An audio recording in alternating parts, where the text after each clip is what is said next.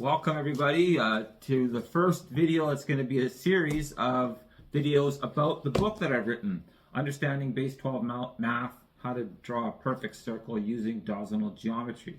So this video is for everybody that bought a book so far. So there's about 10 or 12 of you. Congratulations, thank you. I'm very happy that some people have made the effort, and this video is for you. So I'm going to just go through the book. We're going to start I'm with you all the way. I'm looking to create dialogue and discourse and have a conversation with everybody because these are new ideas and it takes some getting used to. So I want to help you through, and anywhere where you hit a bump or something's a problem, let's leave a comment and let's talk about it. So that's already happening.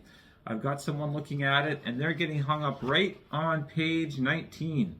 So I'm just going to go through it quickly here. We have the dedication for the curious who undeterred are willing to explore a new idea. So that's you. You are willing to explore a new idea, Base-12, mathematics and geometry. Then we get into the contents.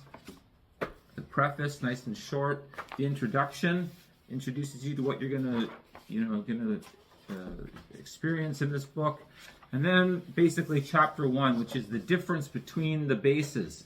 So this is the first chapter because this is the first question that everybody asks, is like, what's the difference? And some people don't even ask the question. They just state, hey bro, there is no difference. Come on, I know you spend a lot of time on this, but really there's no difference.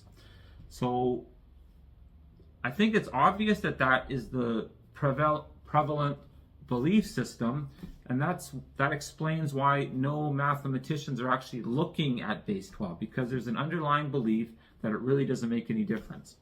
So the overall premise of the book, or my intention in writing it, is to show you how to create the diagram that divides the circle perfectly into 360 degrees using Base-12 geometry, and just to point out that there is no diagram like that in Base-10.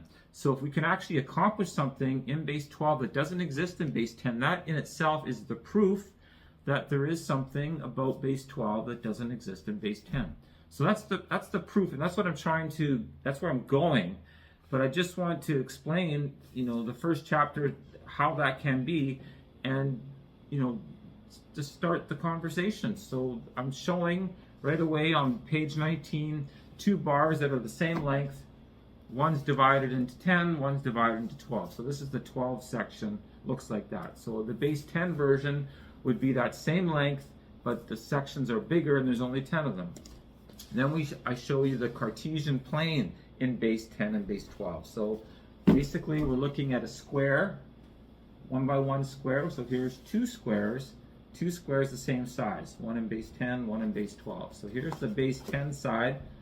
So when you look at them like this, you can put an equal sign between those and go, that is precisely equal to that. So now we're dividing it up into tenths. Here we're dividing it into twelfths. So that equal sign now becomes a little bit more subtle. Are they still equal? Well, it depends how you look at it. The size of these smaller squares is not the same as these. So in that sense, it's not equal. There's more little squares on this side than here, so that's not equal. But overall, the 1 by 1 squares are the same.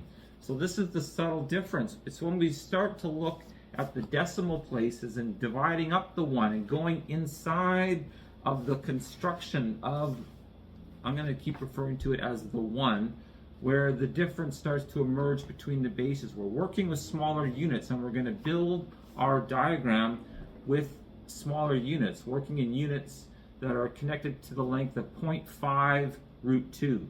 So the length of 0.5 root 2 in Base-12 is a shorter length than 0.5 root 2 in Base-10. So if I was going to give you some math homework in relation to this book and exploring it and really engaging, the first thing would be to cut out some squares, different sizes, but always two of them. So two sizes that are, maybe use a Base-10 measure to decide the size, and then use another Base-12 measure, maybe 10 centimeters or 5 inches or whatever you want to do, and then just divide 1 into tenths and 1 into 12. So do that a few times to get the feel that it's not so easy to convert from one to the other. Maybe start in 10 and go to 12, and start in 12 and go back to 10.